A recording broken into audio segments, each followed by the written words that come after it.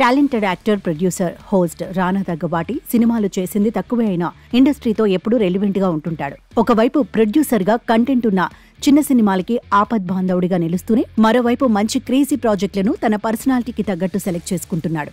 ఇకపోతే local, national, international అనే తేడా లేకుండా అనేక షోస్ ని హోస్ట్ చేసి మంచి వక్తగా పేరు తెచ్చుకున్నాడు. తనదైన sense of humour and satirical కామెడీలో రానా ఆల్వేస్ టాప్. దీంతో ప్రముఖ ఓటీటీ సంస్థ అమెజాన్ ప్రైమ్ వీడియో రానాతో జతకట్టి ది రానా దగ్గుబాటి షో ప్రారంభించింది. అమెజాన్ ప్రైమ్ వీడియోలో ఈ నెల 23 నుంచి ఈ షో ప్రసారం కానుంది. దీని ట్రైలర్ను శుక్రవారం విడుదల చేశారు. అయితే ఈ ట్రైలర్ వేడుకలో జరిగిన ప్రెస్ మీట్లో రానా దగ్గుబాటి కొన్ని ఇంట్రెస్టింగ్ కామెంట్స్ చేశాడు.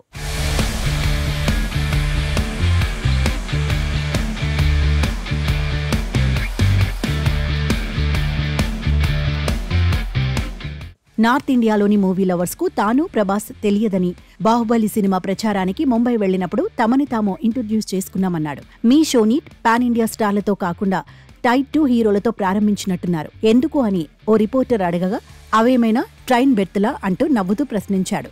సినిమాలు తీసేవారికి లెక్కలుండొచ్చు, కానీ ప్రేక్షకుడికి ఉండవు. కంటెంట్ నచ్చితే చూస్తారన్నాడు. ప్రాంతీయ సినిమాగా రూపొందిన హనుమాన్ను వరల్డ్ వైడ్ గా ఉన్న మూవీ లవర్స్ చూశారన్నాడు.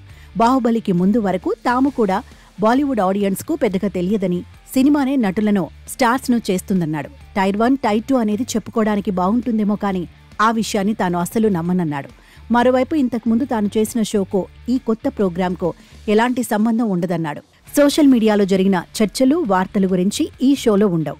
ఒక్కో ఎపిసోడ్ను 4 గంటల పాటు చిత్రీకరించామని, దాదాపు 40 నిమిషాల నిడివితో స్ట్రీమింగ్ అవుతుందన్నాడు. ఇందులో రిషబ్ శెట్టి ఎపిసోడ్ చాలా స్పెషల్ అని చెప్పాడు. రిషబ్ కు తెలుగు రాదని, తనకేమో కన్నడ రాదన్నాడు. రిషబ్ శెట్టి హిందీలో బాగా మాట్లాడతారు, కానీ తనకు మాత్రం హిందీలో ప్రశ్నలు వేయడం రాదన్నాడు.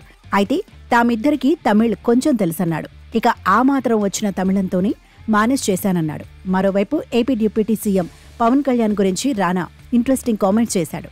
పవన్ కళ్యాణ్ రాజకీయాల్లో బిజీగా ఉన్నారని, కాబట్టి తను షోకు వచ్చే ఛాన్స్ లేదన్నాడు.